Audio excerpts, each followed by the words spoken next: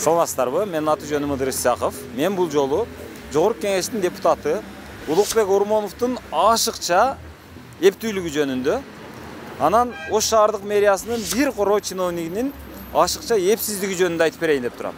Мына ошол бир адамдын ашыкча эптүүлүгүнөн, бир короо кишинин ашыкча эпсиздигинен азыр Ош шаарындык бюджети канчалык зыян тартып атканын, андан сырткары бир адам Кызылдай акчасына сатып алган үйүнөн кантип айрылып калгандыгын кенен баяндап берем деп турам. Ал окуя мына бул көпүрөнүн курулушуна байланыштуу. Бул көпүрө баягы 2015-жылы курулган. Ага чейин билесиздер, жанагы Мелис Мырзахматов келип бузуп салып, аны оңдойм деп. Андан кийин аны кетирип, андан кийин ага кылмыш ишин козгоп, андан кийин баягы Путин жардам берип Атамбаевга. Ошонтип анан кийин Путиндин баягы Россиянын грант акчасына курулган көпүрө ошол көпүрөнүн айланасында сөз болот азыр. Ошол көпүрөнүн курулушунда кандай мыйзамсыздыктар болгонунун бир гана окуясын, бир гана эпизодун ушул жерде азыр сөз кылабыз. Жүрүңүздөр, ал мындай. Мына бул жерде 2 кабаттуу барак үй болгон. Ал эски баягы Сталинка деген үй болсо керек эле. Же Хрущевка экен, Сталинка болсо керек. Кыскасы ушул жерде үй болгон. Ал үй мына бул насос заводу болгон, ошол насос заводунун баягы кызматкерлери үчүн салынган үй бар эле. 2 кабаттуу 15 батирлүү. Ошол 15 батирлүү үй мына бул жерде жайгашкан. Мына көпүрөнү жаңадан салабыз деп атканда тротуар жок болуп калат экен. Тротуарды кеңейтишибиз керек, жолду кеңейтишибиз керек деп ал үйдү снос кылганга туура келет. Снос кылыш үчүн аны сатып алыш керек болот. Сатып алыш үчүн кожоюнга барыш керек.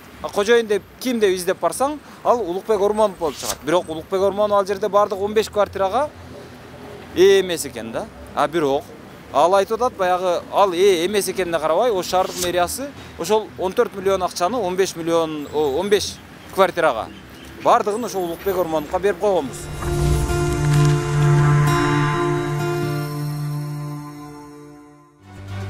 Көп адам билет, ушул жерде үйүм бар эле 3 комната, азыр жок. Схемада ачкан, кайсы үйдү алыш керек, кайсы бишет деп. Ормонов 2 этаж зданияны толук компенсациясын алган. Үйүм каякта менин? Азыр үйүм куш. Мен эжеке билбейт экен, мындай суроого жооп бере албайм. Мына журналисттер катышында айтам. Үйүңүз турат. Мы сатып берген жерге гана ишким. Сиз кассир гана болдум деп атасыздар. Кассир эле гана. Биз ошол мындай каралган. 13 миллион 700 миң төлөнүп берилген экен. Бирок ал канча батирге төлөнгөн? Ал жерде батирге төлөнгөн эмес.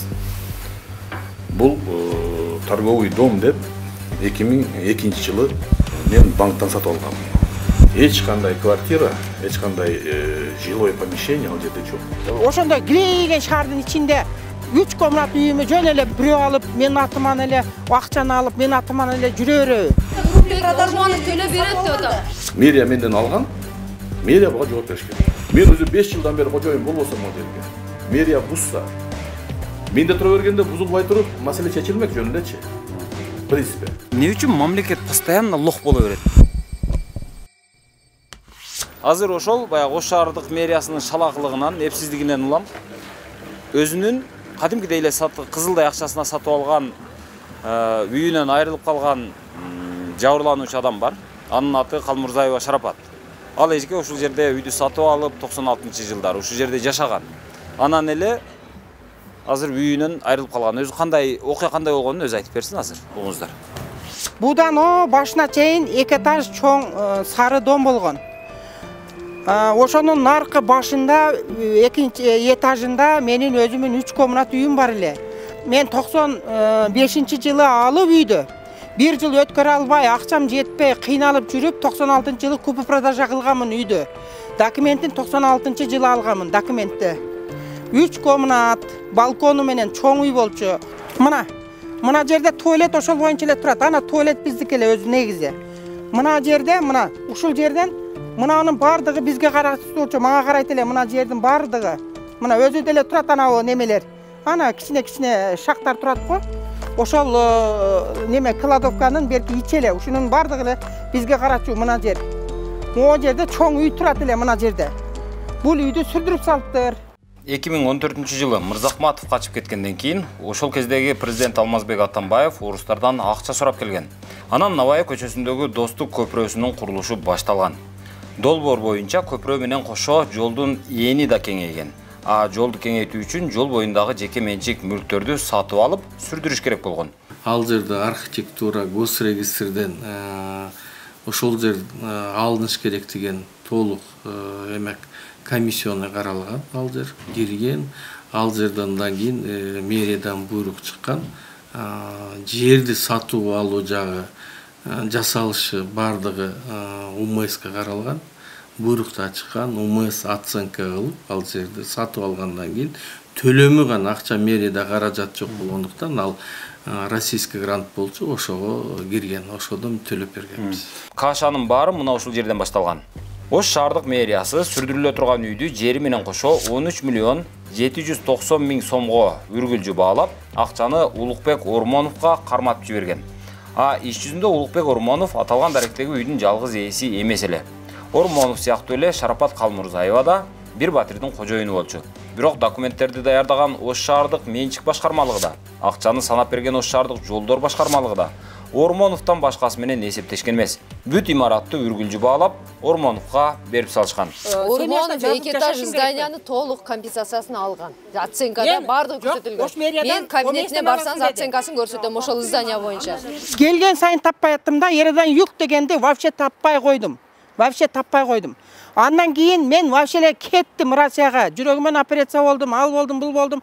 Убакыт өттү, келген сайын издеп, ушул күнгө чейин издеп жүрөм да мен. Короче, менин бар жогуму та ордуна коюп берсин десем, азыр Ормонов ким деген Улук деген депутат экен бул үй.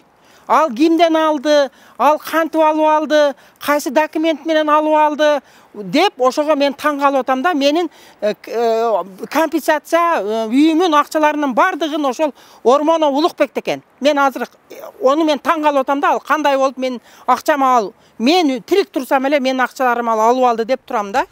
Ошо биздин вопроско ошол жооп берип атат аларчы. Борбоев деп бизден мурда менин ордумда отурган мэрия Борбоев деген жетекчибиз бар. Ошонун атынан аларга запрос жөнөткөнүбүздө навашым небе боюнча жооп берип атат. Вам недвижимое имущество дейт. Расположение по адресу город Ош, улица Навай, дом 15, 7-8 зарегистрирован за Улукбек Ормонов. 7-8-9 квартирага берип атат сизге. Квартиралардын артын ар жакта эле бизге тийбей туруп. 642 квадрат метр жери ошол Улукбек Ормоновдук деп атат. Башка данный боюнча бербей атат. Сиз азыр дайте мне, мен азыр сиз айттыңыз. Азыр сиз айттыңыз. Навайы 15 боюнча общий объект. 15 боюнча болуп атат. Бул жерде на 3 квартира деп сиз орусча жакшы эле түшүнөсүзбү? Кичине адамдын мемесине асылбай, Вот. жакшына моральный мемелерге. Сиз асылбай эмес, биз бул жерде целый үйүбүз жоголуп кетип атат. Проект боюнча. Сен эмне каерде иштейсиң? Жок, сен каерде иштейсиң? Мага ошогон бир неграмотный болсоң мейли да. Сен деген грамотный адамдардын тагдыры менен бейбечаралардын үй турмуш. Ушулардын бардыгын тагдырын чече турган кыз болсоң, бирөөнүн гилейген жашап аткан үйлөрүн жок кылып туруп эле. Менби өлүп калган элем. Азыр көрстүндөн тирилип чыктым, себеби эле. Өлүп чыктым. Себеби Аллахтан өлдүм эле. Мен өлдүм эле. Мен түшүнүп атасың. Мага неге бек атасыз? Сиз мени аныктоочу жок. Эмне силер бири-бириңерге качан ойлойсуңар? Кана менин үйүм курдай. Бар. Олар бизге маалыматты даярдап берет. Только на квадратных метрах, а то, что там люди живут на втором этаже, мне абага учуп жашаш керекпи? Анын жеке менчик боюнча 10 боюнча биз запрос жөнөтүп атабыз госрегистр. Ал данныйды бербей атат. Улукбек Ормоновдон башка бербей атат. Жок, сен эмне акча бердиң анда? Эмнеге акча төлөдүң? Мамлекеттин акчасын разбазаривать этип берейги дейт. Бир адам келип эле пелеңи мага берип койгула. Эже адвокат. Мен бул жерде исполнительный начальникке киргилеп подпишет он документ договорго башкасына. Ошол малда начальник ким болгон? Начальник Семетеев болгон. Жок, Семетеев о больницада жаткан деп атат. Операция болуп жаткан деп атат. Ой, начальниктин макулдугусуз эч ким иш кыла албайт. Каякта жатса дагычы. Эч ким иш кыла албайт. Азыр деген каякта деп таппай калдым да, таппай атам. Мен келип ушунча жылдан бери үйүмө келем. 2014 келдим, 2004 келдим, 99-жылы, 2000-жылы келдим, 2004 келдим, 2009 келдим, 2016 вообще үйүмө таппай атам, үйүм каякта. 2016 келдиңиз беле? Келгем, таппай койгом. Таппай калганда эмне кылдыңыз эле? Эч нерсе кылган жокмун. Келип эле издеп кеттим, келип издеп кеттим. Мен өзүм жүрөгүм ооруса, мен балдарым айда болсо, өзүм Бишкекте тактап берейин деп атам мен сизге. Алайын деп атам. Үй деген бир мындай буюм эмес да, бизге. Конечно. Ошон берейин же. Түшүндүм мен. Квартираңызды таппай атасыз да. Эми кайра ошону коюп коюш керек. Эже мен сизге түшүндүрүп берейин деп атам да. Буюм эмес да, келип таппай калдым, мен кетип калдым деген. Сразу кетип калдым эмес. Сразу териштириш керек деген. Мен убактым жок эле. Мен операция болуп калдым мен. 5 жыл өтүп атты андан бери дагы. Операция болуп калдым. Бир эмес 2 жолу операция болдум. Мейли, Кудай сактасын. Эми, мен жүрөгүм ооруйт да. Жок, токтоңуз эле. Буларда ситуация сиз берген суроону мен да бердим. Буларда мындай болуптур. Булар 96 ошол үйдү алат. Жок, 95 алгам, 96 төлөнүп өзүм өтөм. Эми документ боюнча 96. 96 алыптыр. Анан 97-98ге чейин жашайт. Жашап жүргөн маалда үйдүн биринчи этажы башкаларга өтүп кетет дагы. Бул эженин квартирасы экинчи этажда экен. Анан үй бир күн былкылдай баштайт. Көрсө, алар баягы несущий стеналарды астындагы снасть этип салган экен. Кеңейтип. Бизге айткан эмес. Булар билбейт. Анан алдындагы эгелер, баягы перепрофилировал кылып да. Ошол маалда анан кийин бул арызданат, бул менин үйүм ушинтип титиреп атат десе, ылдыйга түшүп. Алар айтып биз муну стеналарды алып салган элек, аварийный болуп калыптыр. Биз сизге башка үй алып бергенге чейин муну квартирага чыгып туруңуз деп, башка бир жерден квартирага чыгарып, квартплатаңызды биз төлөп турабыз. Эже, кыжалат болбоңуз деп, анан муну чыгарды башка жерине. Башка жерине чыгарат. Чыгарып туруп, анан бир убакыт өтөт. Бир 2-3 ай өткөндөн кийин анан бул эже кайрадан издеп келет. Келсе, уже баягы адамдарды таппайт. Анан ошонтип анан кайра бул үйгө кирбейт. Анан нары бери болуп жүрөт дагы бул эже анан ошол бойдон анан бул жерде уже ачка калат мындай алганда. Анан Россияга кетет бала чакасын алып. Ошол бойдон бул жүрө берген да анан. Үйүм бар го деп коюп. Анан бирок жанагы ал үйүн кайра ошол кимден сурашын билбей жүрө бериптир мындай алгандачы. Эриден юк деди. Эриден юкту таппай койдук. Аптека бар эле жанында. Жанында магазин болуп калыптыр. Аптекага кирсем билбейм, начальниги билбейм. Ушу менен жүрдүм. Мен кеттим Россияда, балдарым майда. Ушул боюнча менин үйүм өзү туруш керек да. Мен документи бар жогу турса. Баягы мына 14 миллион эмени компенсацияны төлөпсүздөр ормондукка. Бирок ошондо кайсы канча квартирага төлөгөнсүздөр? Бул мындай болгон. Мен ормондук менен сүйлөшсөм, мэриядан бара аласың деп. Мен акчаны мэриядан аласың деп. Сиздеки. Биз эме сразу УМСке келдиңиз да. Мындай, ал көпүрө проекттин отуна мен жумушка келгенге чейин эле башталган нерсе экен. Бирок ошол жерди бузуу, компенсация төлөп берүү жумуштары бул жерде 3 тараптуу болгон да. Как буйртмачы катары УГД арыз экенин билесиңер да. Ошол акча ошолор болгон да. Поскольку ал жерлерди сатып алгандан кийин жерди муниципалитетке алыш үчүн биз аралашканбыз да ортодо.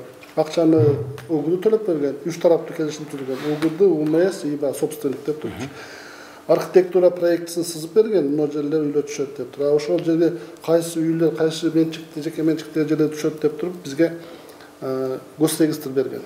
Анан бирок мындай квартира анан андай деп берген эмес, бизге Ормонов деп эле берген. Ошол Ормонов менен эле договор түзүлүп, 3 тараптуу. Ошентип акча берген. Ошондо канча квартирага төлөгөнсүздөр? Эми азыр эсимде жок. Квартирага эмес, общий эле домго төлөгөнсүзбү да? Жок, биз жерди алганбыз. Анан жердин үстүндөгү менчигин собственность деп туруп, анан ошо ага компенсация төлөп берген да. Башында бул адам, ал адамды бизге фамилия берген, бизге Ормонов деп эле берген. Биз Ормонов менен эсептешип койгонбуз. То есть УГД, Ормонов үчөөбүз эле. Бирок алардын баягы госактыларын карап ошонун негизинде бергенсиздерби? Карап туруп бизге беришкен да ошолор. Бизге жеке менчиктин госактысы бизде болбойт. Аны жеке менчиктигин или орган алат, или өзү жеке менчик алат да. Мынандай иш болуп атканда госрегистр бизге маалымат берет. Мындай сызып, мынанча квадрат өтөт деп турупчу. Ошончо квадрат өткөнүнө биз бал атканбыз. Ормондукундагы ошо частичный өткөн. Бирок кийин каттаганы келгенде эле үй ээлерин таап келеле деген маселе көтөрүлгөн да. Бизде башка документтерди деле азыр эми архивден деле таап көтөрсөк болот. Жок, азыр кандай болгон эмес да. Мындай болуп атат да, үйдү бузушка келгенде үй ээлери жөнүндө сөз болбой атат да. Кайрадан анан каттаганы келгенде макул анда. Азыр эми бул эжекелер компенсацияны кимден алат эми ошондо биз кимден сурайбыз? Үйүм каякта менин? Азыр үйүм курш. Мен эжеке билбейт экен, мындай суроого жооп бере албайм. Мага эч кандай бул эжекенин квартирасы же болбосо мунуку деп берген эмес. Бизге берилген мындай эле фамилия. Ошол менен эсептештирген бизде. Мен билбейм да, биз госрегистрде иштебесек, маалымат бизде болбойт да. Кайсы жер кимдики экенин. Мен айтып атпаймынбы? Бизге Ормоновдуку да, Пархановдуку да, Ивановдуку да эле ушунтип берилген да. Анан ошол боюнча иш кетти. Госрегистр ошо Ормоновдун фамилиясын берип алат да. Бардык нерсе архитектура эме кечесте госрегистрде катталат да кимдин атында. Бирок госрегистрге азыр биз дагы бардык. Барсак айтып атат. Бул ормондуктуку болгону 10 эле батир деп атат. А бул жерде 14 батир бар деп атат. 4 батир башка адамдардын атында турат деп бизге маалымат берип атат. Эмне үчүн бизге андай берген эмес. Бизге андай берген эмес. Ал үйдө 15 батир болгон. 1996-жылы ошол Навайы 15 дарегиндеги үйдүн 1-чи, 2-чи, 3-чү жана 14-чү батирлерине ээлик кылган Эридан Юг фирмасы 1-чи кабаттагы бир нече батирди бириктирип, офис катары пайдалануу үчүн Ош шаардык мэриясынан уруксат алган. Кийинчерээк ошол эле Эридан Юг фирмасы номер 4-чү батирдин да багытын өзгөртүп, жол тарапка эшик ачып, даарыкана сатууга шаар бийлигинен уруксат алган. Бирок иш жүзүндө Эридан Юг 7-чи, 8-чи, 9-чу батирлерди да өз алдынча бириктирип алган. 2002-жылы ошол Навайы 15 дарегиндеги 2 кабаттуу үйдү Улукбек Ормонов Даниил Урицкийден, то есть Данияр Үсөновдон сатып алганын айтат. Кыскасы Улукбек Ормонов Навайы 15 дарегиндеги үйдүн 1-чи, 2-чи, 3-чү, 4-чү, 5-чи, 6-чы, 7-чи, 8-чи, 9-чу, 10-чу, 12-чи жана 14-чү батирлерине ээлик кылып калат. Ошондо да номер 11-чи, 13-чү жана 15-чи батирлердин Улукбек Ормоновго таптакыр тиешеси жок. Бирок Улукбек Ормонов батирлердин баарын үргүлжү сатып алган деп отурат. Бул торговый дом деп 2002-жылы мен банктан сатып алгам. Документтер. Эч кандай квартира, эч кандай жилое помещение ал жерде жок.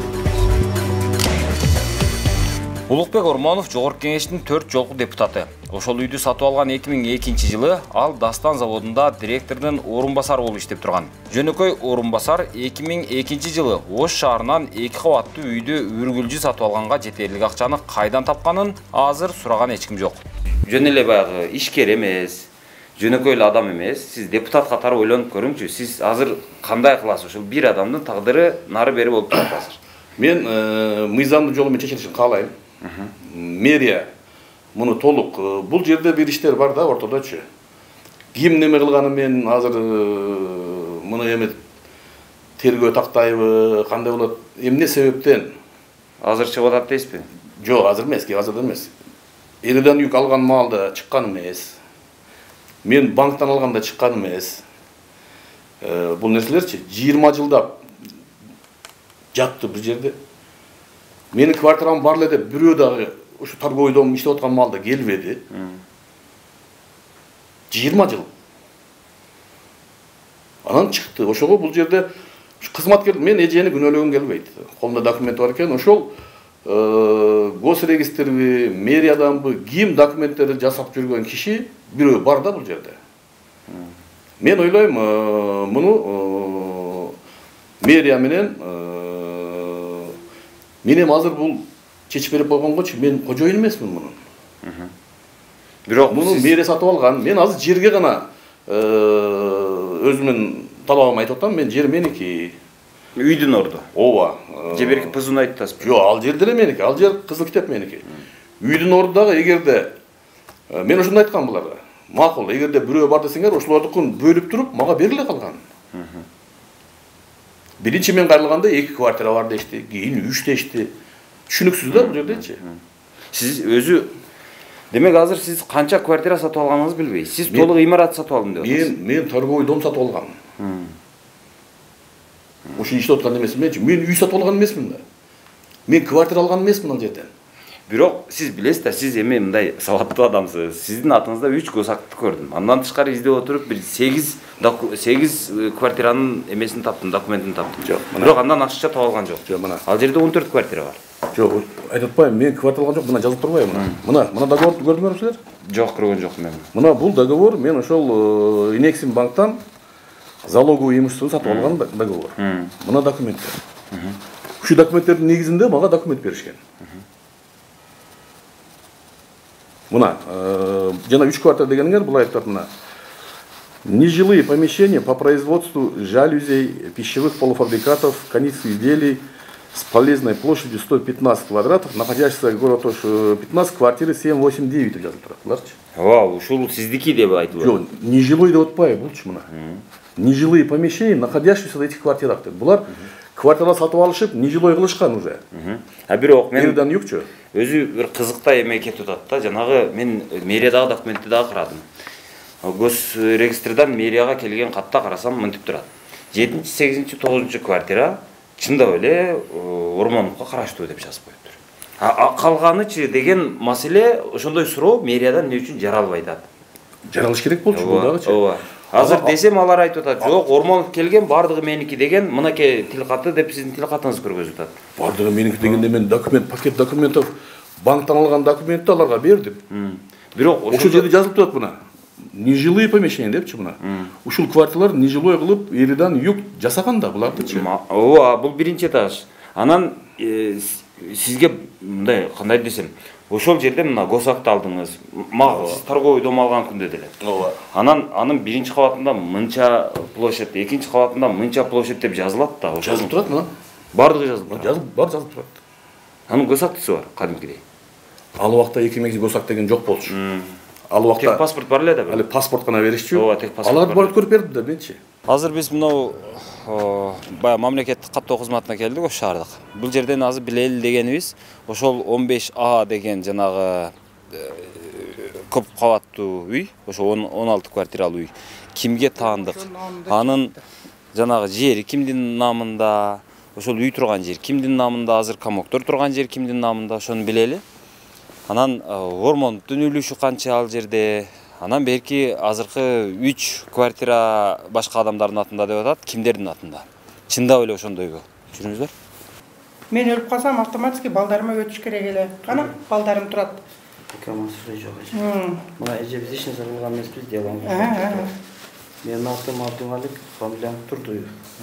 30 Жеңишбекович. Каттоо бөлүм башчысымын. Мына эже. Сиздин үйүңүз биринчи Питеко Елена деген приватизация болгон. Буга продажам кылганмын. Шаардык администрация тарабынан атайын токтом чыгарылган. Жеке менчикке менчиктештирип берүү боюнча. Андан кийин булар бизге келип каттоодон өткөн. Мына справка менен бул мекеме ишкана өзүнүн балансында турган зданияны, мисалы үчүн квартираны турак жайды менчиктештирүү башталгандан кийин атайын токтом чыгарат. Менчиктештирүү боюнча. Бул Питеко Елена Васильевнага Навай көчөсүнүн 15-үйүнүн 13 батири өткөзүп берилсин деп алкулуктун колу чыккан токтом. Андан кийин договор передача жасалат. Бул жерде атайын өкүл Тойчиева Айгүл деген өткөзүп берип атат. Питеко Елена кабыл алып атат договор передача менен өткөзүп берүү. Түшүнбөм, мен эмес. Андан кийин бул жерден Питекова сатып атат, Калмурзаева сатып алат.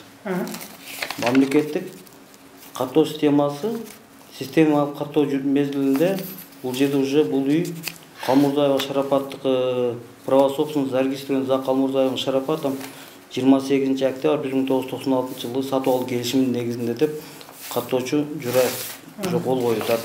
Сизди уже базага киргизди, болду. Ошон менен бул үйдүн жалпы площадь канча экен? Жалпы 30 шарчы квадрат.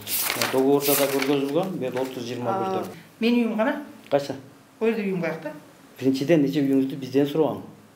Жок, ошону мага мен ошону Эже, мындай да, менин үйүм кана деп атасыз да. Биз сизге мына келиңиздер. Мына биз ачык иштейбиз. Мына, если сиз келсеңиз, биринчи этаждан справка алсаңыз, үйүңүз чыкпай калса, анда ошол суроону мага берсеңиз болот эле да. Мен сизге айттым, мына үйүңүз, квадратыңыз, мына журналисттер катышында айттым. Үйүңүз турат.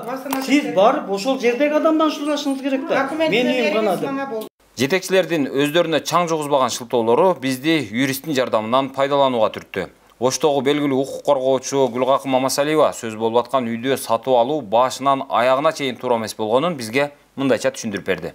Азыр мынау Ош шаардык мэриясынын ушул муниципалдык менчик башкармалыгынын юристи болуп иштеген ошол кезде. Азыр орун басар Каныша Имарова айтып атат да. Мен дейт, жанагы мен ишенгенмин Ормоновго деп атат. Мага ушул госакты алып келген деп атат. Бирок ошол эле учурда госактыда кайсыл үйдүн госактысы, кайсыл квартиранын госактысы, ал канча квадрат метр, бузула турган үй канча квадрат метр, ал жөнүндө такыр унчукпай атат. Анан бул өзүн айтып атат, мен дейт, мен эч нерсеге жооп бербейм деп атат. А бирок ошол эле учурда бул юрист да, бул жөнөкөй эле бир техникалык кызматкер эмес да. Жөн эле мына мен не десем ошону жазасын десе тарс басып отурган кыз эмес да. Бул машинистка эмес, бул юрист, бул интеллектуалдык кызматкер мындай алганда. Интеллектуалдык мындай бир деңгээли бар, бул адис, диплому бар кызматкер да. А дипломду аларын алып, ишке кирерин кирип алып, анан жоопкерчиликке келгенде жок, мен эч нерсени билбейм деп отурат. Мен жөн эле мындай айткан адамдардын, чоңдордун айтканын кылган деп атат да. Ушудан улам мен айткым келет да, баягы чоңдордун айтканын кылган кызматкерлерге дагычы, чоңдордун айтканын кылбаш керек. Мыйзамдын айтканын кылыш керек. Чоңдордун айтканы мыйзамга туура келсе кылыш керек.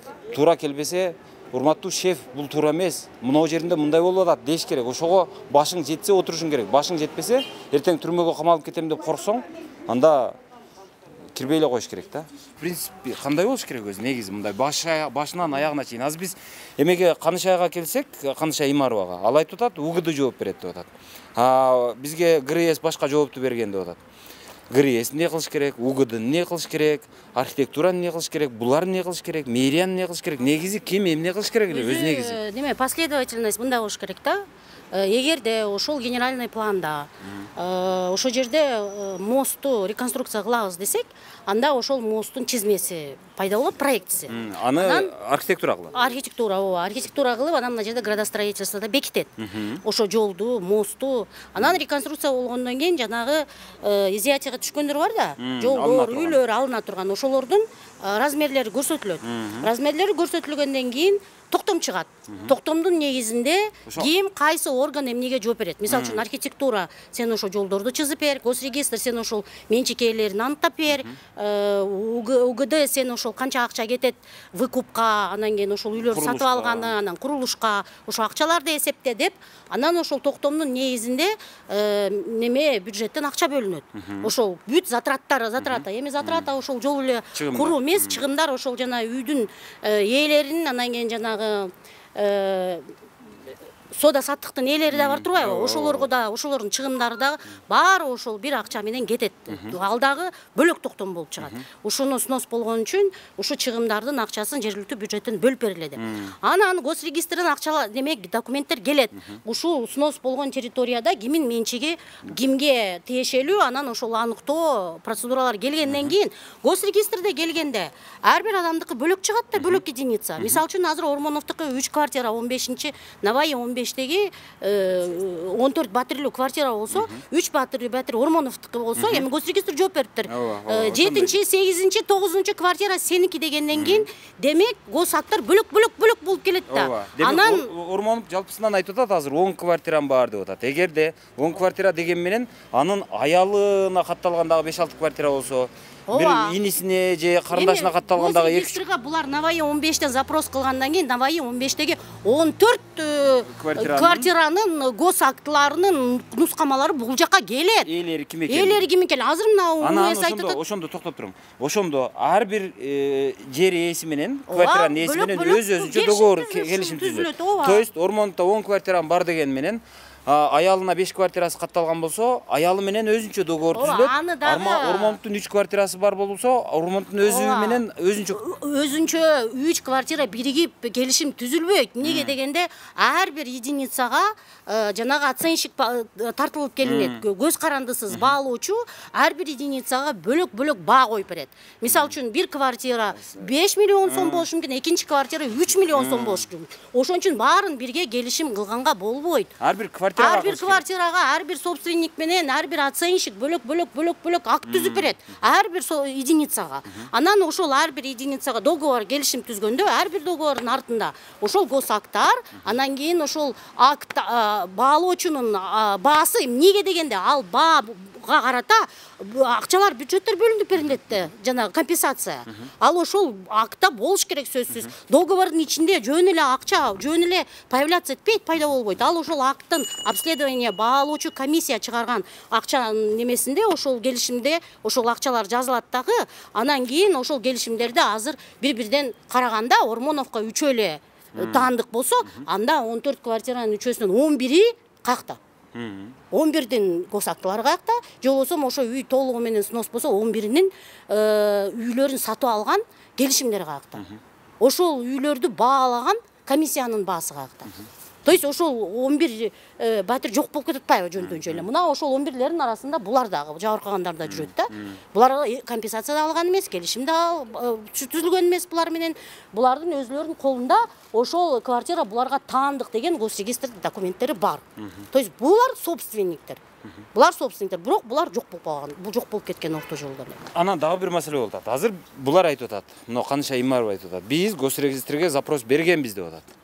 Ошол үйдүн ээлерин аныктап берүү боюнча дейт. Десек дейт, болгону мынау 7-8-9 квартира Ормоновго карайт деген гана жооп келди, башка жооп келбеди деп атат. Ошого туура эмес. Эмнеге дегенде 7-8-9 келсе, анан кийин жанагы үйдүн немеси толук площадьтын размери АПО-ПЗУ архитектурадан алганы бар да. Булар карайт дагы айтышы мүмкүн. Эмнеге бул 7-8 эле ушунча размерлүү болуп калат? Калган размерлердин документи кана, калган квартиралардын документи кана деп повторный запрос кылыш керек да госрегистрден. Биз азыркы алган запроско 3 квартира боюнча эле, батир боюнча эле алдык. 11 батирин бергиле. Же болбосо мындай болушу мүмкүн. 3 эле түшүшү мүмкүн сноско. Ошон үчүн булар 3 эле алып, 3 эле выкуп кылышы мүмкүн. А бирок наркылар сноско түшпөй калышы мүмкүн.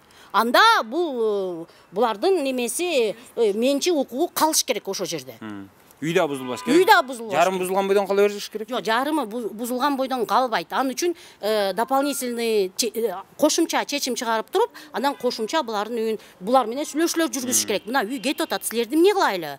Үйдү полностью калтырсак болбойт экен. Дагы башкадан келишим түзөлү силер менен деп мэрия булар менен турама түзмө түз өзүлөрү менен келишим түзүш керек болчу. Буларга дагы, мэрияга дагы мындай ыңгайлуу боло тургандай. Ооба. Азыр дагы бир маселе. Ормонов буга чейин ошол азыр биз үй жөнүндө сүйлөштүк. Үйдөн сырткары Ормоновдун жери дагы кеткен. Азыр бизге мына госакт деп аддеп эле барактап атат мына Каныша Имарова. Бирок бизге азыр так көрсөтпөй атат. Кайсыл жердин госактысы же кайсыл квартиранын госактысы экенин. Госакт турат деп эле госакттын сүрөтүн көргөзүп атат. Бирок мен азыр түшүнбөй атам.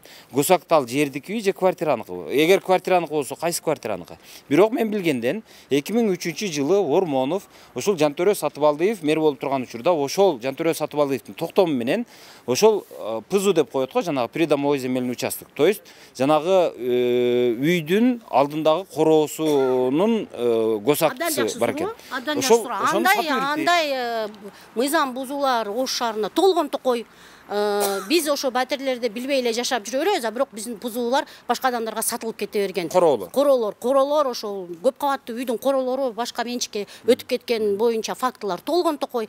Бул исключение эмес. Болгондур. Ошол мыйзамды бузуу менен ошол кызыл китепти Ормонов өз убагында жасатып алган болуш керек. Жасатып, анан кийин ошол жерди өзүнө өткөзүп алган болуш керек. Өткөзүп алыптыр. Бирок мен эми дагы бир суроо да эми. Ошондой мыйзамсыздыктарды мен караймын деп прокуратура деген целый бир чоң институт отурат да. Милиция деген институт отурат, архитектура деген отурат, экотехинспекция деген отурат, балдардын укугун коргоочу жанагы бейөкмөт уюмдар бар. Мына сиздерге окшогон баягы жашоочулардын укугун коргойм деп. Булар каякта карап отурат? Ким макул эми, сиздер макул эми. Кое туралы сиздерди. Абдан жакшы. Бирок мамлекеттен айлык алып, мен кадимкидей мыйзамдуулукту коргоймун деп отурган. Өзү негизи жанагы үйдү, эми мэриянын кызматчылары архитектура билбей калышы мүмкүн, ал немени. Аны көбүнчө эле госрегистр жасайт да. Госрегистрге келгенде госрегистрда болгон коррупцияда госрегистр айтыш керек, бул көп кабаттуу үй турат го. Мыйзамдын негизинде, турак жай мыйзамдын негизинде көп кабаттуу үйлөрдүн астындагы жерлер сатылбаш керек деп кызыл китеп бербеш керек. Обременение турат, көп кабаттуу үй турат деп. Госрегистрдин неме катачылыгы абдан көп. Эгерде эсиңиздерде болсо, эсиңизде эмес, азыр эле мына Домбытан астындагы базарчиктер турат го, алдагы ошол көп кабаттуу үйдүн астындагы немелер, жерлер, короолор, ошолор УМС менен келишим түзүп алышкан. Арендага берип атат, бирок ал УМСтин жери эмес да. Азыр ошол көп кабаттуу кызыл китеп жасайын десе, госрегистр айтат, ал жерде обременение турат дейт. Кандай обременение? Демек алар госрегистрде иштеп аткан адамдар бул көп кабаттуу үйдүн жашоочуларынын укугун бузуп, алардын жерин, жер тилкесин ошол УМСке берип мыйзамсыз ошол немеге көк китеп кылып берип койгон бизнесмендергечи көк китеп кылбаш керек да. Ошо сиз эле айтып аткан Ормоновдун немеси боюнча, жер тилкеси боюнча ошондой госрегистр ага документ жасап бербеш керек эле, айтыш керек эле. Бул көп кабаттуу үйдүн жери. Эми эмне болот эми? Эми азыр жокко чыгарса болобу? Жокко чыгарыш керек, соттош керек, жокко чыгарыш керек. Бирок ал жердеги үйлөрдүн 10 квартирасы эми Ормоновдук экен. Дагы болгон 4 адам менен 4 адам калды. 4 адам менен сүйлөшүп, анан аларды дагы сатып алган болсо Ормонов, ошондо жерди бүтүндөй элесе болот, туурабы? И то ал деген ошол эгерде ошо жерде жашагандар 4 адам макул болсо, макул болуп өткөзүп бере турган болсо, ал жерде мындай жалпы долевой собственность болот да. Мисалы үчүн ошол канча ошол жашоочуларга бөлүнөт да. Ар биринин үлүшү бар. Ар биринин үлүшү бар. 10 квартиранын өзүнүн үлүшү өтө берсин Ормоновго эгерде ошону сатып алса. А калгандардын булардын үлүшү каякта? Аны сатып ала турган болсо, үлүшү менен кошо сатып алыш керек. Буларга келип договор менен сатып алыш керек. Мына силердин үлүшүңөрдү мен өзүмө өткөзүп атам. Мага саткыла деп. Бирок булардан согласие алган эмес да. Булар колдоо койгон эмес. Ал киши тартып алган. Бирок ал кишини мен мындай эме да, ал депутат да, ал мыйзам чыгарып, мен мындай мыйзамдуулук үчүн мен мына элге ыңгайлуу мыйзамдар чыгарам деп отурат да эми. Анан ошол сиз айтып аткан мыйзамдарды ошо депутаттар өздөрү кабыл алып беришкен да. Анан өздөрү биринчи сакташ керек беле аны? Андай учурлар бизде көп. Жогорку кеңештин депутаттары өзлөрү мыйзам чыгарып, анан мыйзам өзлөрү мыйзам бузган фактылары толгон токой да. Анан эми бул фактыны как пример катары жогорку кеңештин депутаттары өзлөрү мыйзам чыгарып, анан кийин өзлөрү мыйзам бузуп аткан мисал катары көрсөтүш керек бул нерсени. Көрсөтүп, ашкерелеп айтышыбыз керек. Жанага бир жол алып калчы, Канышай кайра эле каякта жүрөсүң? 11 жылдан бери каякта болдуң? Ошону суроо берип коңчу. Азыр кайра мына Канышай Имаров айтып атат. Силер ошончо жылдан бери каякта жүрдүңөр эле деп. Ошондой суроо боло береби? Мисалы мен бир жака кетип калсам, мисалы 5-10 жыл мисалы жайлоодо жашасам, мен ыдырыс отшельник болуп кетсем, мен мына жердеги үйүмдү мэрия сатып берсе боло береби? Эми ал сен келбедиң го мага деп. Ал суроо этикага жатпайт. Андай суроону эч ким бербеш керек. Бул өзү менчик ээлери өзлөрү билет да, качан келишет, качан неметишет. Мүмкүн булар ошол менчиги сатылып кеткен, мыйзамсыз өтүп кеткен эми билип аткандыр. Мүмкүн ошол буларга кабар жетпей аткандыр. Мүмкүн булар ооруп ар жерде жүргөндүр. Эми азыр көп да андай ситуациялар. Миграцияда жүрүшөт, миграцияда жүрүп үйлөр, жерлер өтүп кетип аткан ситуация бул эле биринчи эмес да. Мындай скандалдар толгон токой. Биз аны билип, мына азыр мына Канышай ошо УМС иштеген Канышай. Мен таң калтырган нерсе, булар ошол Ормоновдун тарабын калкалап атышпайбы? Же мэриянын тарабын калкалап атышпайбы? Жарандын тарабын калкалабай. Бул жарандардын тарабын калкалаш керек да булар. Булар каякта жүрөсүңөр демей жакшы келипсиңер. Биз ушу укук бузууларды көргөн эмес экенбиз. Азыр териштирели бирге. Арыз жазсаңар бирге силерге күбө болуп берели. Мүмкүн бизден мурун иштегендер ушундай нерсени жасагандыр. Жоопко тарталы бирге деп айтат го. Кайтып буларды өздөрү иштегендер. Өздөрү иштесе, өзлөрүнүн иштесе да калкалабаш керек да. Эми булар эмне үчүн иштеп атат? Элдин кызыкчылыгын коргош үчүн иштеп атат. Негизги булардын функциясы элдин кызыкчылыгын коргоо. Бирок Темирдин, мэриянын, же мэриянын чиновниктерин, же ошол жогорку кеңеште депутаттардын кызыкчылыгын коргоо болбойт булардын функциясы. УМС азыр айтып атат. Биз билбейбиз деп атат. Төлөп алар договор түзүп, оценка кылып жүргүзгөн акчаны гана төлөп берген мен тараптан. Акчаны гана төлөп берген. Калган толук действиясы ошол буйрук боюнча. Азыр ошол документтериңизди алып көрсөк болобу? Үч тараптуу болуп атат. Демек үч тарап. Мен азыр таап бере албайм. Анткени азыр караш керек архивде. Анда муну эже азыр кимдин үйүндө жашап туруш керек? Билбейм. Мен анын жөнүндө эч ким оценка кылды, кандай болду. Ал жак биз билбейбиз деп сизге көрсөтүп атат. Сиз билбейсиз. Карындашым, азыр бирөөнүн үйүн сиздер сатып алдыңыздар дагы, буздуңуздар. Мен сатып алып, жерди толук УМС сатып берет. УМС сатып берген жерге гана иш кылып. Сиз кассир гана болдум деп атасыздар. Кассир эле гана. Биз ошондой каралган. Ал жерде бизге только гана бизге буйрук менен каралган. Алар жерди мага алып бериш керек толук. Жерди алып бергенден кийин анын төлөмдөрүн компенсациясы гана ошол мезгилде анда алар төлөш керек болчу, бирок ошол российский грант келгенден ошону киргиздир, ошону мен гана төлөп бергенбиз. Мына дом өзү эч качан катталбайт. Сиз билесиз. Бул дом катталбайт, эмнеге дегенде бунун ичинде 14 собственник бар. Мына 14 собственник бар. Ар бир собственниктин өзүнүн госакты бар. Аны? Правильно? Подождите, я договорю. госакты бар, мына 14. Ошондо мына мэрия когда заказ кылганда, оценщикке заказ кылганда, ар бир үйгө отдельно заказ кылат оценщикке. Мынаны оценка кылып бер, мынаны оценка кылып бер, мынаны оценка кылып бер, мынаны оценка кылып бер. Почему? Потому что оценщик заказ кылганы барганда, ал ар бир собственниктин үйүнө такылдатып, эшигиңи ачып бер деп барат. Потому что мен собственник болсом, ал оценщикти в жизнь киргизбейм. Анан кийин оценщик келгенден кийин договор түзүлүп атканда, мэрия ошол сиз төлөп аткан силер тарап, анан кийин ошол менчик ээси 3 тарап 14 договор болот да. Неге дегенде 14 разный собственник. Мына бир үйгө договор келбейт. Анан эгерде азыр Ормонов жөнүндө сөз болсо, Ормонов жөнүндө госрегистрге запрос кылганда 3 квартирасы бар экен. Демек Ормонов 3 квартирага эле договору бар. Ормоновдун 3 квартира эле договору болуш керек. Ошон үчүн биз азыр сизге эмне вопрос менен келдик? Биринчиден, мы будем делать запрос относительно договоров. Канча договоруңуз бар? Кандай түрдөгү договор бар? Канча акчалар төлөнгөн? Неге дегенде азыр туттуңуз беле? Неге дегенде мына 14 договор жок, сиз целый дом деген үчүн биз наразы болуп атпайбыз. 14 договор болгондон кийин, демек мына акчаларды кошуп келип 14 миллион болуш керек да. Сен нече кайрыл? Сен кайрыл адвокат аркылуу кайрыл. Сен о кызыкчылыгың болсо, башка болсо, мен сени тааныбайм мына. Кыз болсо, энесин берип, Ну что? Yok, men korkutkан emес мен точно. Кечирип кой карындашым, сен кимсиң мага? Сен эч ким эмессиң мага. Сиз дагы мага эч ким эмессиз, бирок сиз мамлекеттик кызматкер болгон үчүн. Сен эмне зырынып атасың мага? Жок, сен эмнеге зырынып атасың? Мен неге зырынбайм? Сен эмнеге зырынып атасың? Кечирип кой карындашым, менин алдымда сенде балам бар. Мен сизге боло берет.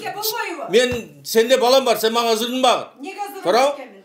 Неге зырынат? Сен мына адвокат алсың, адвокатың менен кайрыл мага. Жок, мындай. Кат менен кайрыл. Көрдүңөр, бул жерде азыр биз мына Ош шаардык жолдор башкармалыгына келдик. Себеби жолдор башкармалыгы бул ошол көпүрөнү курган. Анан куруучу, заказчик буйртма берген мекеме ушул болгон. То есть баягы Россиянын гранты мэрияга келип түшкөн акча. Ал акча келер менен ушул УГДнын шотуна келип түшкөн. УГДнын шотунан анан жанагы курулушка, анан курулушка керектүү жерлерди сатып алууга, то есть сноско бардык жерге ушулардын акчасы кеткен, ушулар төлөгөн. Бирок азыр булар айтып атышат, жок, биз болгон кассир эле болгонбуз деп атат. УМС айтып атат, 3 тараптуу келишим болгон, УГД, Улукбек Ормонов, анан УМС. Ошол үчөөбүз келишим түзүп, ошол келишимдин негизинде анан кийин булар акчаны төлөп берген, биз билбейбиз деп атат. Бул киши азыр айтып атат. Бул эмеде бул кандай десем, мен болгону кассирмен гана деп атат да. Анан буларда мындай юрист деген штат кармалат, бирок юрист эмне иш кылат мен билбейм. УМСте юрист деген адам иштейт, ал жанагы Каныш Аймарова. Ал эмне иш кылат мен билбейм. Аларда начальник бар, замначальник бар. Мындай начальник, замначальник, бөлүм башчы дегендер аябай көп. Бирок иш ушундай. Азыр бирөө жөн эле мындай, өзү жоктун көзү жок да мындай. Өзү жок эле болсо болду. Иш каалагандай болуп кете берет. Кыргызстанда өз негизи мындай карап ойлойм да мен просто. Кыргызстанда бардык нерсе мындай закон менен болуп аткан жок. Кыргызстандын бардыгынын кыймылдаткычы коррупция гана болуп атат. Кайсы жерде коррупция боло турган жер болсо, ошол жерде кыймылдап атат, иш кыймылдап атат. Коррупция жокпу? Иш кыймылдабайт. Тескерисинче кетет. Ошондой. Ошон үчүн азыр мен ушул айрыкча мына Ош шаардык ушу жолдор башкармалыгын айтат элем. Мен буга чейин дагы айтып жүргөмүн, азыр дагы айтам. Ош шаардык жолдор башкармалыгын өзү жоюп салыш керек депчи. Ошто ушул жолдорду бул болгону кассир бул. Өзү азыр айтты, бул кассирмин деп атат. Кассир УКС деген мекеме бар мына. Жанагы капитальный строительство деп атат. Ош шаардык капиталдык курулуш башкармалыгы деген бар. Алар деле кассир, алар деле далдалчы, алар деле ортомчу, алар деле шаардан акчаны алат дагы кайсы бир курулушка сен курасыңбы? Сен курасыңбы? Деп акчаны берет, кайсы бир фирмалар курат. Булар өздөрү иш кылбайт. Булар дагы өздөрү иш кылбайт. Булар акча берет, анан кассирмин дейт дагы эч нерсеге жооп бербейт. Анын кайра кабат кассир кармап не кереги бар? Кайра кабат чоң кармап не кереги бар? УГД, УКС деп кайра мекеме ачып, бухгалтер алып, кассир алып, директор дайындап, буларга служебный машина берип, эми булар не кереги бар? Ошон үчүн канчалык кыскараак болсо, канчалык чоң азыраак болсо, жооп бере турган адам ошончолук даанарак көрүнөт эле. Ошол жок азыр бири дагы. Ал ага шылтайт, бул буга шылтайт, ортодо бир үй билем, мына үй жок жүрөт, жөн эле. А үйүм кана десең, билбейм үйүңдү дейт. Наркыдан сурасаң, наркылар билсе керек, ошодон сура. Ага барсаң, мен билбейм, булар договор түзгөн. Булардан сура дейт. Жок мындай. Жөн эле жок. Мындай, муну кантип түшүндүрөсүң билбейсиң да? Жок, жөн эле жок.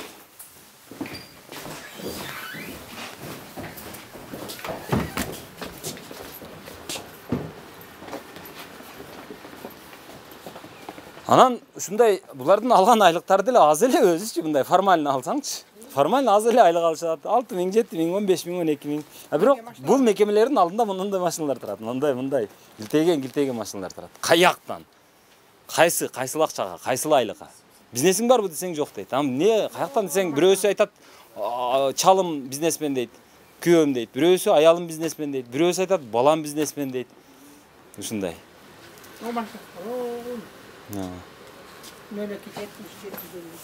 Ошо. Мынандай бут коерго жер жок машинаданчы. Парковкасына машина батпайт. Биз азыр көрдүңөр да, мындай. Азыр кандай кылабыз? Мен билбей калдым азыр кимге барышты. Мисалы, УГД айтып атат, мен кассирмин деп атат. Өзүңөр уктуңар. УМС айтып атат. Бизге ушундай маалымат берилген деп атат. Наркылар айтып атат. Биз бул жерде алардын укуктары бар, ошон үчүн биз Улукбек Ормоновго өткөргөн эмеспиз деп атат. Болгону азыр биз жооп ала турган Улукбек Ормоновдун гана жообу калды.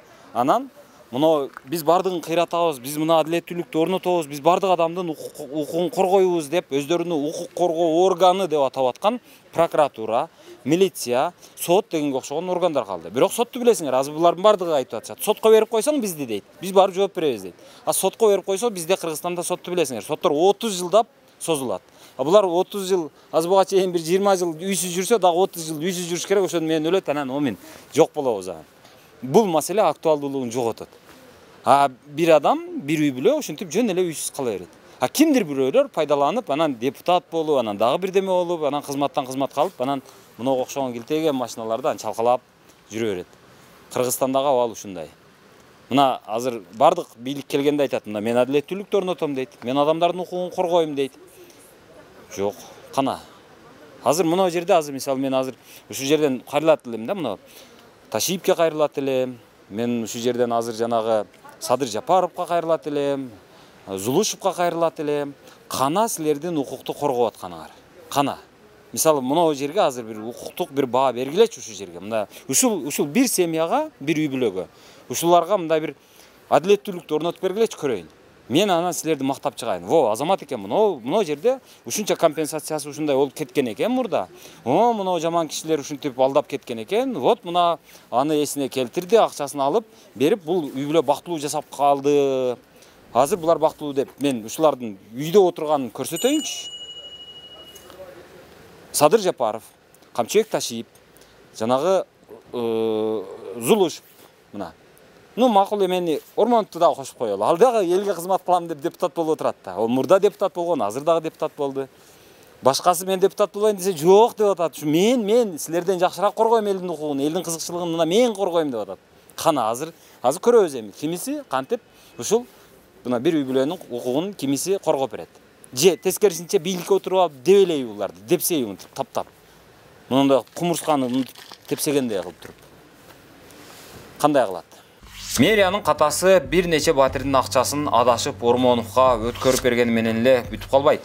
Сүйлөшүүлөр так болбой, документтер толук каралбай, келишимде тактыктын жоктугунан азыр Ош шаардык мэриясы өзү сатып алган жерине өзү ээ боло албай турат. Анын айынан бузулган үйдүн ордун мэрия же сата албай, же ижарага бере албай, шаар казынасы болжол менен жылына 1 миллион сомдон пайдадан кур калып отурат. Биз ошо 2019 жылдан баштап ошол жогорку кеңештин депутаты жанагы Ормонов Улукбек ошол ишенимдүү адамы келип бизге 2019-жылы жайындаса. Ушул жерлер аябай свалка, мусор кана болуп турган экен да. Ушул жерди келип эле ошол бала красный книганы мындай көргөзө коюп чалап көрдүк. Ормонов деген жазуулар экен. Ушул жер меники, Навайы 15 депчи. Анан меники эмес, мен тагамдыкы, ушуга мага доверенность берди деп туруп анан ушул жерде мен арендага берем. Канчага бересиң десек, ар бир азыр мына 3/2, 3/3 жерлерди 5000ден берем. Канализация өткөрдүк, прорыли, жанагындай свет койдурдук. Ош немеге барып, резке барып, бир дагы бизге бир таштын ары бери жылдырганга же бир мына цементтедик, бетондодук, бардыгын благоустраивать этип, мына жерге канча адамдар, канча акчалар кетти. Бирөө болсо машинасын сатып неметти, бирөө үйүн сатты. Мен залогко койдум үйүмү, жер участогуму, эптүү эмес. Короче, меники 2,5 миллионго түштү. Ар бир адам мына жерде 3/4 500 000, 400 000, 300 000, 600 000ден тура келди. Анан биз ошол 19-жылы бир таш, бир жыгач койбой туруп, ошол Абдышүкүр Сатыбалдиев дегенге биз ошол оозунан чыккан күндөн баштап эле 15 000ден, 8 000ден, 16 000, 14 000ден төлөп турдук да. Азыр сиздер бардыңыздар, билесиздер да мына жерде майда комоктор кимге карайт? Ооба. Анан жалпы суммасын чыгарып көрдүңүздөрбү? Ооба, биз мынтип баарыбыз ай сайын эле келет. Эчтекени карабай, анан пандемия болду, карантин болду, антип мынтип, ой, Абдышүкүр кичине скидка кыласыңбы, карантинде иштей албай атабыз, ана мына. 2 ай коюп берди, правда, да. Анан 2 айдан кийин эле сразу эле бизде иш башталган жок да, тем более куруп бүт элекпиз. Мен февралда, 20-жылы февралда куруп бүттүм. Мыналар дагы ошол январда куруп бүттү. Мёртвый сезон, карантин, после карантинный неме период болуп калды. Дейин марттачы. Ошону менен биз 3 айга жазга августта деле иштей албай калдык. Бизден талап кылып туруп алды. Давай акчаны бергиле, төлөгүлө. Мен жерге бергемин, пустой жерден алып атам. А что хотите, то творите. Мен билбейм. Мени жогорку немеде турган депутат агам мени кыстап атат. Сен эмне ала албайсың? Ушул базарный бабалардан. Ты чё, слабак? Слабаксыңды, давай алып кел акчаны. Давай алып келип коюп коймага деп айтып атат эже. Бергиле. Ошондо жалпы канча айына канчадан төлөйсүздөр? Айына биз ошондо баарыбыз бириккенде 70-75 000ден төгүп турганбыз айына. 1,5 жылдын ичинде 1 миллион бирдеме акча төгүп өткөрдүк да буларга. Ошол үйдүн орду, пызу эмес, үйдүн орду азыр асманда турат дегенге макулсузбу? Макулмун. Бул мыйзамсыз асманда турат. Ооба, макул кандай болгон күндө дагы азыр мэрияныкы дагы эмес, сиздики дагы эмес. Ооба. Булар документ госрегистр тупо бербей атат, ошонун айынан неме болгон. Бирок ошол эле учурда сиз ал жерди өз билемдик менен азыр ижарага берип акчасын алып атат деген чынбы жалганбы ушул? Бул мындай. 2019-жылы 2019 чейин турду ал жерчи. Тургандан кийин жанагы здание бузган боюнча мусор болуп турду. Тостуруп койдум да турду. Анан мен жээним кайрылды. Ушу жерди биз тазалап, стоянка кылып туралы. Пожалуйста, стоянка кылып туралы. Себеби бер жагы меники да бар, жердин алдынан башкасы. Алар тазалагандан кийин ошол маалда базарда бир ызчуу болуп, жолдун четине контейнер коюп туралы. Коюп тургула. Мен доверенность бергемин, ал жээним азыр жооп берип жүрөт ошол иш боюнча. Ал иш да бүтөт. Негизи ошол үйдүн орду турган жердегилер туура, ал туура эмес, калган жери туура эле. Жанагы мага караштуу жерлер туура эле, ушул үйдүн орду турган квадрат бар да. Ошол жер гана маселе бар ошол боюнча. Жерди алгансыздар, а? Ооба. Жерди алсаңыздар, азыр ручкаңызды берип турасыз, кечиресиз. Азыр мына жерде мындай болуп турат. Мына ошол көпүрө. Навай көчөсү. Анан мына ошол дом. Бирок анын пызусу придомовой земельный участок мындай экен. Ошондо азыр мен жана эмени көрүп келдим госрегистрден. Азыр Ормоновдун эмеси үлүшү мындай болуп турат дагы. Бирок мына жер азыр госакт Ормоновдун атында экен. Анысы сөз жок. Бирок мына жер азыр бул эжелерге таандык болгон үчүн азыр бул жер сиздердин балансыңыздарда туруш керек да. Сиз дагы айтып атасыз, азыр биз жерди биз алганбыз деп атасыз. Бирок Ормонов азыр мына жерди мынтип камок кылып, камокторду коюп алып, прокуратурада базбой кылып атышат. Ооба. Аны мисалы бул УМСтин жери боло турган болсо, сиздердин уруксатыңыздар менен коюлганбы? Жок, бул биздин уруксатыбыз менен коюлган эмес. Бул жерге архитектура эмеден градосоветтен да өткөрүп, бул боюнча бизге да келген прокуратурага барганбыз, градосоветтен өткөрүп буларга берип койгон экен.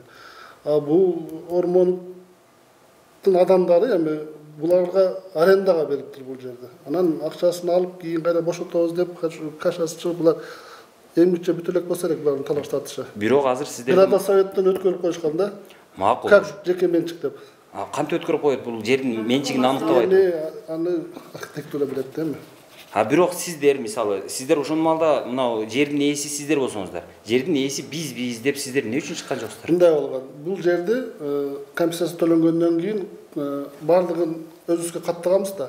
Каттаганда именно ушуга келгенде вот ушуга сизге окшогон эми собственниктерден согласие алып кел деген маселе көтөрүлгөн. Силер бизге собственниктер берген эмессиңби? Уже бүттүк операция деп туруп ошо боюнча токтоп койгон. Биз каттап эле токтон чыккан. Каттап берилди деп биз жүрөбүз. Алар каттабай жүрүшөт, ошондой да азыр. Ошол асманда ачык турат. Азыр маселе ачык. Бирок ошол эле учурда азыр ошол эле учурда мунун пайдасын Ормонов көрүп атат да. Эми көрүп атса керек муну, ким билет эми. Бул боюнча аларга Бирок азыр сиздерде мындай болуш керек да. Мисалы азыр жаңы Меркелде дагы айтты. Биз деп шаарда жанагы шаардын бюджетин көтөрөбүз деп атат. Бирок көтөрүш үчүн мынага окшогон жерлерди инвентаризация кылыш керек эле да. Инвентаризация болуп атпайбы? Ошого бүт элек бизди айрача элек. Но буюрса 22-жылдын 1-жарым-жылдыгына чейин деп биз геопорtal электронун ошондо ар бир гражданин кирип эле кайсы жер кандай көрө алат деген максатта кылып атабыз. Бирок сиз мындай объемный иш экен, жакшы бүтпөй турат. Бирок сиз бир нече жылдан бери ушул жерди жетектейсиз да. Ошончо жылдан бери инвентаризация кылып бүтө элексизби? Мисалы, мына жер эми бул кадимкидей инвентаризация кыла турган да жер эмес экен да. Мындай алганда сиздер акчасын төлөгөнсүздөр. Анан жерди в оккупать этип алгансыздар. Алган жериңиздерге азыр эч албай турганыңыздарды мен түшүнбөйм. Эми госрегистр каттабай атат да, ошонусу эле бар. Турат. Азыр бул адамды тапкыла, ал адамды тапкыла. Башында бул адам, ал адамды бизге фамилия берген, бизге Ормонов деп берген. Биз Ормонов менен эсептешип койгонбуз. Мына ушул Ош шаардык мэриясынын муниципалдык менчик башкармалыгы деген уюм ушул баягы жерлерди алуу, сатуу, ижарага берүү деген иштер менен алектенет. Бул мекемени 2000 ошол көпүрө салынып аткан 2015-жылдары деле азыр деле ошол Ашим Семетеев аттуу жетекчи башкарып отурат. Ал азыр айтып атат, жолун уктуңуздар. Биз бир сөзүнө каршы келип атат. Ооба, биз ал жерди сатып алганбыз дейт. Эми мен салыштыруу үчүн жөнүн айтып берейин. Ошто Ош шаардык төрөт үйү деген бар. Төрөт үйүнүн жанында дагы бир кичинекей корпусу бар. Дагы бир өзүнчө корпусу бар. Мына ошол корпусту жанагы буга чейин Ош шаардык кеңеши токтом чыгарган. Ошол корпусту алалы дагы алып, ага чейин баягы нарко заттарды мыйзамсыз жүргүзүүгө каршы күрөш башкармалыгы деген сыяктуу бир мекеме ошол жерде отурган, офис кылып. Анан ошол жерди алалы дагы ошол аялдарга берели, төрөт үйүн кеңейтели. Анткени баягы төрөттө ошол төрөгөн аялдар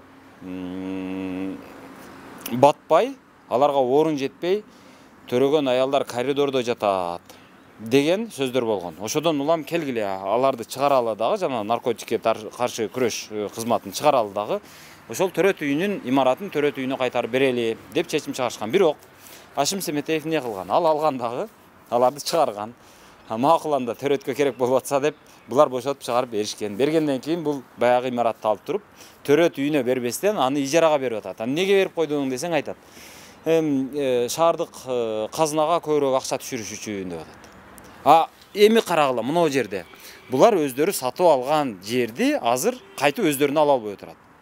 Мында бир нече жыл болду. Бир нече жылдан берки жок эле дегенде мына 4 жылдыгын эсептейли. 4 жылда эми орточо 1 миллион сомдон эсептей турган болсоңуз, 4 жылда 4 миллион сом акча Ош шаардык мэриясына түшпөй калды десек болот. Демек, кайсы бир жердеги жол жамалбай калды деп айтсак болот.